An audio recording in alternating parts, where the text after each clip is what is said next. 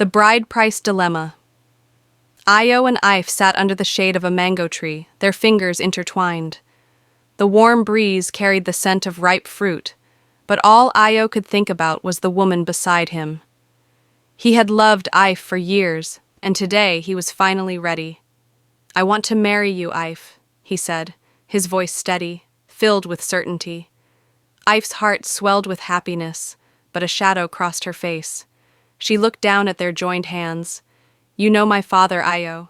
His bride price list is heavy." Ayo chuckled, brushing off her worry. "How bad can it be?" The shocking list. A few days later, Ayo arrived at Ife's family home with his uncles, prepared to officially request her hand in marriage. He expected the usual bride price: cola nuts, yams, maybe some livestock. But when Ife's father handed him the list, his smile faded.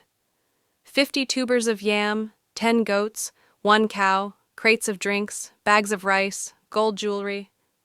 Ayo's voice trailed off before he reached the last item. "And 2 million naira?" He looked up in disbelief. Ife's father leaned back in his wooden chair. "A good wife is expensive," he said, his tone firm.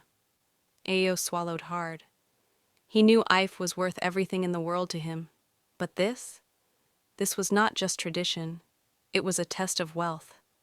"Sir," he began carefully, "I love your daughter, but this is too much. Marriage should be about love, not how much a man can pay." Ife's father shook his head, unmoved. "If you can't afford her, you can't marry her." A difficult choice. That evening, Ayo sat outside staring at the sky. Ife found him there, his face lined with worry. "Ayo, I don't need a price tag," she said softly. "I just need you." Ayo sighed, rubbing his temples. "Ife, I want to respect tradition, but I also don't want to start our marriage in debt."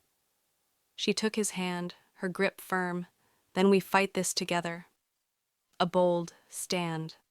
The next day, Ife stood before her father, her voice unwavering.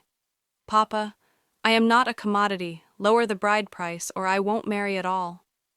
Her father's eyes narrowed. Silence stretched between them, thick with tension.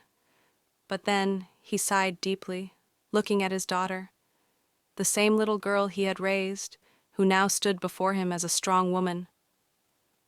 "Fine," he said at last. "Take care of each other. That's what truly matters. A love worth more than money."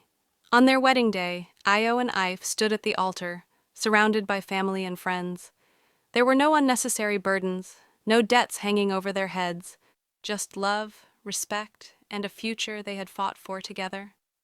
As they exchanged vows, Ayo leaned in and whispered, "Thank you for fighting for us." Ife smiled, her eyes shining. "Always." Lesson: marriage is about love, not a price tag. True wealth is found in partnership, not possessions.